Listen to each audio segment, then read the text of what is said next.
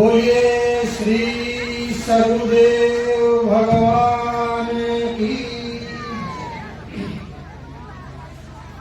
बंदो गुरुपदकं कृपा सिंधु नररूपहरि महामोहतम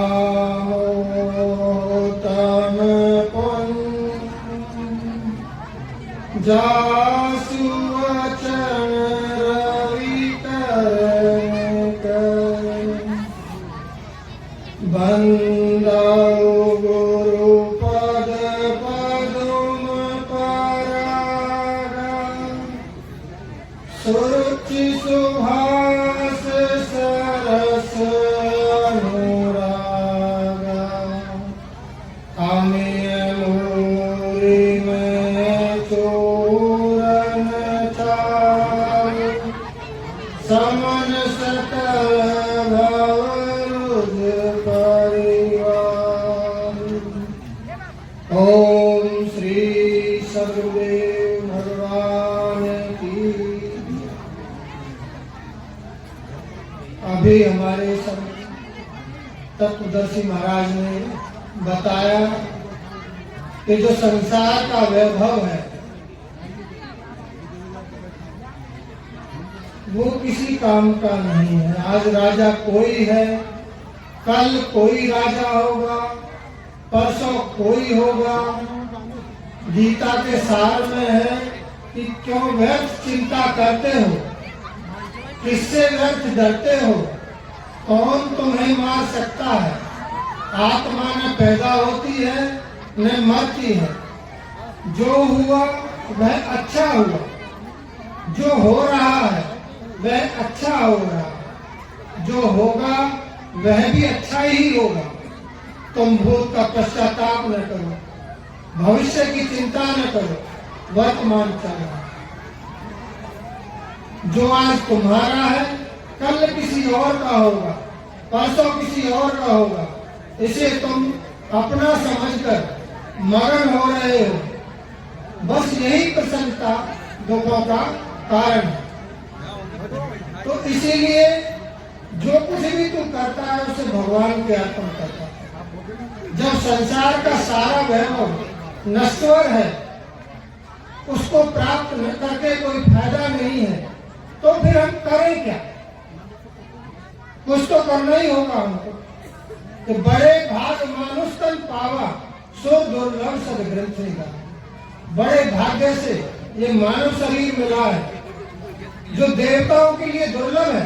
सुर दुर्लभ, असुर कहते हैं राक्षस को, और सुर होता है देवता। सुर दुर्लभ सदग्रंथ ही गावा। हम कहते हैं ये बात ऐसा नहीं, सारे ग्रंथ यही बात है। इतना कीमती शरीर मिला और संसार का वैभव तो नश्वर बता दिए, तो फिर करें क्या? तो गीता का मतलब ही यही है, मन सहित इंद्रियों को ईश्वर तक की दूरी तय कराती है।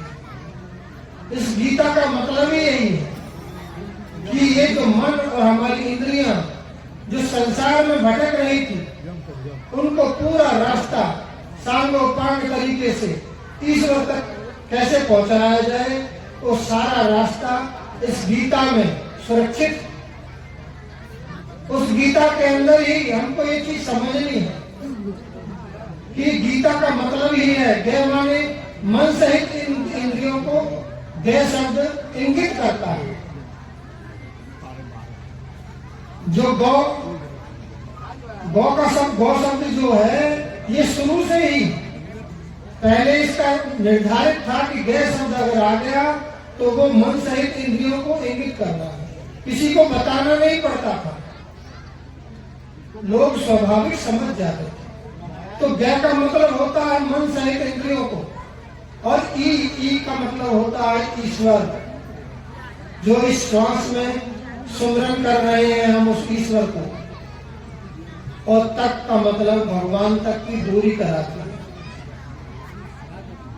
और आने का मतलब है कि वो परम तत्व परमात्मा जो ईश्वर है वो हमारी श्वास में प्रवाहित हो जाए, हमारे अंदर आ जाए और हमारे अंदर ये बार बार जन्म ना लेना पड़े, बार बार मरना ना पड़े, बार बार हमें संसार का ये दुख भोगना ना पड़े।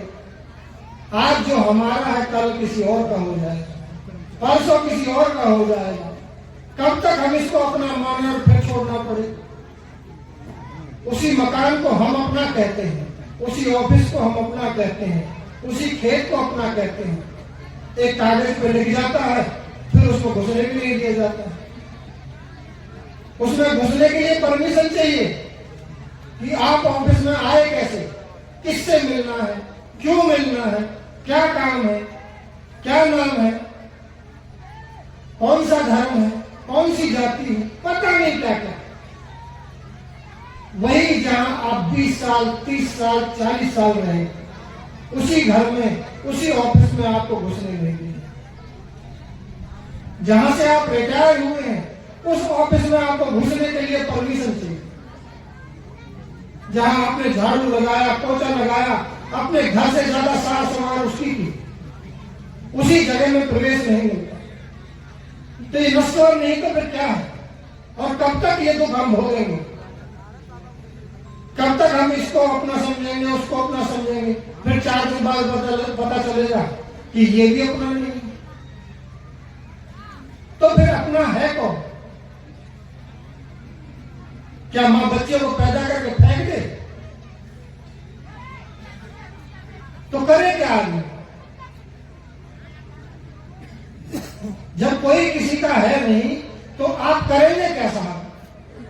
तो वही गीता बताती है कि जो संसार के कार्य हैं हमने सुचारू रूप से करने हैं, लेकिन उसके साथ साथ उस ईश्वर को भी याद करना है, उस भगवान का नाम भी जपना है। जैसे कई डॉक्टर साहब लोग हैं, वो सरकारी डॉक्टर हैं लेकिन प्राइवेट भी अपना खोल के रखते हैं। उसको वो आजकल पार्ट टाइम जॉब कहते हैं, एक दूसरा काम। तो ये हमारा दूसरा काम है। पहला काम है हमारा भगवान का भजन करना, दूसरा काम है संसार के सभी कार्यों को सुचारू रूप से चलाना। जैसे माता लोग हैं, एक बच्ची होती है घर में,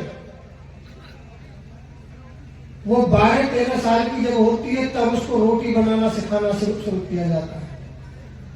पहली बार जब वो रोटी बनाती है तो रोटी गोल नहीं बनती, लेकिन ना पिताजी कुछ कहता है ना माताजी कुछ कहते हैं, ना दादा दादी कुछ कहते हैं कि बेटी तुमने ये रोटी गोल नहीं बनाई।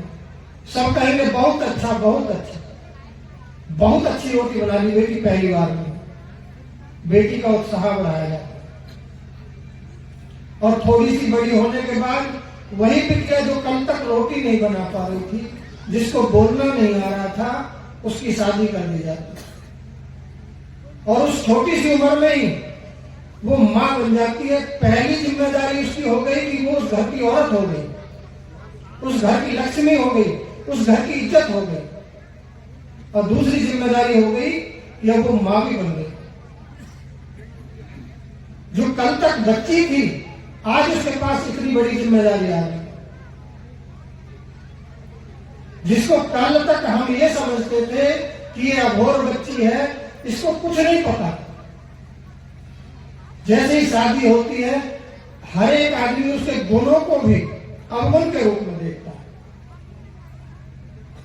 लेकिन वो मां अपने बच्चे का और अपने परिवार का, अपने सास ससुर का, अपने पति का, सबका ख्याल रखते हुए भी अपने बच्चे का पूरा ध्यान रखता है। कब उसको नहलाना है, कब उसको धूप में मालिश करना है, कब उसको सुलाना है, कब उसको भोजन देना है, कब उसके साथ खेलना है, सारे काम करने के बावजूद भी उस माँ का पूरा ध्यान अपने बच्चे पर होता है। काम तो वो सारे करती है। क्या माँ बनने के बाद वो सब्जी नहीं बनाती? क्या बर्तन नहीं मांजती है? क्या कपड़े नहीं धुलाई करती? क्या काम है जो वो नहीं करती? सब करती है, लेकिन उसकी लौ, उसका जो प्रेम है, उसका जो भाव है वो अपने बच्चे में केंद्रित रहता है।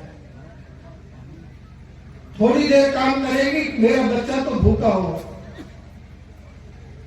वो जग गया होगा, वो रो रहा होगा, कितनी भी बड़ी मीटिंग चल रही हो, कितने भी बड़े काम चल रहे हो, अगर माँ वहां बैठी है तो उसका पूरा चित्त अपने बच्चे पर होगा। वैसे ही जैसे माता जी अपना काम करते हुए हमेशा चित्त अपने बच्चे में रखती है, वैसे ही हम सबको, आपको, हमको, सबको सारे कार्य संसार के करने हैं, लेकिन सभी कार्य करते हुए हमारा चित्त, हमारी लौ हमेशा उस भगवान में लगी रहनी चाहिए।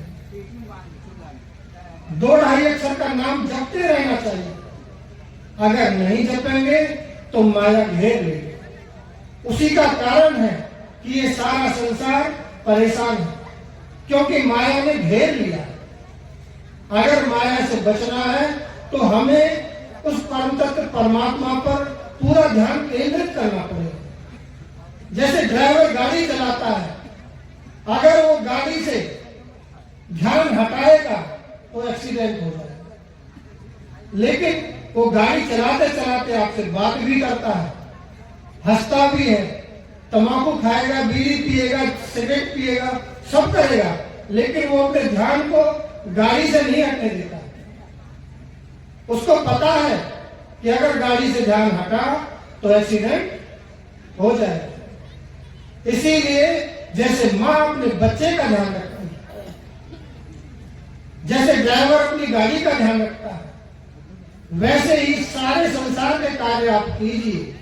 उसके लिए मना नहीं है, लेकिन है तो नश्वर ही, मिलेगा तो कुछ नहीं, कुछ भी कर लीजिए। एक सेठ जी थे, मास्टर लग गए, बड़े अच्छे घर में शादी हुई और उनकी औरत भी मास्टर नहीं थी। 2 बच्चे हुए, दोनों बच्चे बढ़िया पढ़ाई करके अमेरिका में सेटल हो गए। पूरे गांव में सबसे ज्यादा चौड़े होकर वो घूमते थे कि अगर संसार में कोई सबसे भाग्यशाली आदमी है तो वो मैं हूं, कि मैं अध्यापक हूं, मेरी औरत अध्यापक है और मेरे दोनों बच्चे, जिसको सक्सेस कहते हैं, जिसको कामयाबी कहते हैं, वो उन्होंने प्राप्त किया। सब लोग बड़ा सम्मान करते थे। जब कुछ समय बीता तो उम्र बढ़ने लगी, रिटायर हो गए दोनों, तो उसने बेटे से कहा कि बेटा अब ऐसा करो, एक बेटा घर पर आ जाए ताकि हमारी सेवा हो सके। अब हमारे से इतना काम नहीं होता। अब दोनों बेटों के बड़े बड़े बिजनेस थे, छोड़ के आ कैसे जाएं? उनके भी बच्चे थे। तो उन्होंने आपस में बातचीत की कि पिताजी ऐसा करो, आप और माताजी हमारे साथ अमेरिका ही चलो। ले गए अमेरिका। अब जो जहां पला बड़ा है उसको वही अच्छा लगता है। कुछ दिन रहे लेकिन मन नहीं लगा, तो दोनों ने कहा कि बेटा ऐसा करो, हमको वापस छोड़ दो और तुम दोनों में से आने की किसी की जरूरत नहीं। अब तक सबसे भाग्यशाली थे, अब शुरू हुआ खेल। अब दोनों रह गए तो कोई बात नहीं, आपस में दोनों फ्रेंड्स रहते थे, मियां बीवी। कुछ समय गुजरा तो औरत को लकवा मार गया, और लकवा भी इतना मार गया कि वो कुछ कर नहीं सकती थी। उसको बाथरूम तक कराने के लिए मास्टर जी को ही परेशान हुआ। फिर भी काम चल रहा था। एक रात तो सुलाकर के बुढ़िया को ऊपर की छत पर, मतलब डबल मंजिल मकान था, भाई बड़े आदमी थे, तो ऊपर की मंजिल से नीचे आके सोता था बुढ़ा, ताकि रात को कोई चोरी न कर ले। तो जब वो रात को वहां आकर के सोया तो रात में उसको अटैक पड़ गया। और बुढ़ा गुजर गया। बुढ़िया सुबह इंतजार कर रही थी कि बुढ़ा आएगा तो तैयार कराएगा, बाथरूम कराएगा। 5 बज गए, 6 बज गए, 7 बज गए, 8 बज गए। अब बुढ़िया को चिंता होने लगी कि कुछ अनहोनी तो नहीं होगी। बुढ़िया कई घंटे की मशक्कत के बाद बेड से नीचे गिरी और घसकत घसकत सीढ़ियों तक पहुंची और सीढ़ियों से लुढ़क पुढ़क नीचे तक आई और खूनम खान हो गई। जब जाकर के देखा तो वो मरे पड़े थे। तो बोल तो नहीं सकती थी, लेकिन पड़ोस में फोन मिला करके फोन को जमीन पे 2-3 बार पटकी। तो वो लोग बाहर से आए, देखा कि मतलब जो गेट तो अंदर से बंद है, लेकिन माता जी ने फोन किया, कुछ तो बात होगी। गांव के कुछ लोग इकट्ठा हुए, फिर गेट को तोड़ा गया और जब अंदर देखा तो वो जो संसार के सबसे भाग्यशाली लोग मानते थे अपने आप को, पूरी बस्ती में जो सबके सामने चौड़ा होकर चलते थे कि मेरे सामने कोई कुछ नहीं, सबसे भाग्यशाली मैं हूं, आज वो दोनों लावारिस पड़े। उनका कोई अपना नहीं था। उन्हीं गांव वालों ने, उन्हीं अपनों ने, उन्हीं परायों ने, जिनको आप अपना समझते हैं कभी पराया समझते हैं, उन्हीं लोगों ने उनको दान दिया। अमेरिका वालों ने मना कर दिया कि टाइम नहीं मिल रहा है, छुट्टी नहीं मिल रही, क्षमा करें, जो आपसे हो सके वो कर दें, पैसा हम पहुंचा दें। तो संसार में हम कुछ भी कर लें, कितने बड़े आदमी बन जाए, कुछ नहीं हो सकता। रामचंद्र के भजन बिन जो चाहे पद निर्वाण, ज्ञानवंत अपि सोनर पशु बिन पूछ लिया। संसार में ज्ञानवंत का मतलब संसार में सबसे बड़े ज्ञानी हो जाओ आप। लेकिन अगर भगवान का भजन आप नहीं कर रहे हैं तो आपको सींग और पूछ नहीं है, बाकी आप में और पशु में सुई की नोक बराबर कोई अंतर नहीं। इसीलिए जो कुछ भी आप करते हैं वो करिए, करने के लिए मना नहीं, लेकिन भगवान का भजन नहीं छूटे। अगर किसी के जेब में 2 लाख रुपए हैं तो हर 2 मिनट में हाथ अपने आप चला जाता है कि कहीं कोई काट ना ले, कहीं कोई देख ना ले, कहीं कोई चुरा ना ले। जैसे हम लोग मोबाइल चलाते हैं, हर 2 मिनट में जेब से बाहर हाथ में अपने आप आ जाता है। हाथ को बताना नहीं पड़ता कि अब तू मोबाइल निकाल। वैसे ही कुछ समय तक आपको भजन के लिए मेहनत करना पड़ेगा, और जब मेहनत आगे बढ़ जाएगी तो फिर ऐसा कुछ करने की आवश्यकता नहीं पड़ेगी।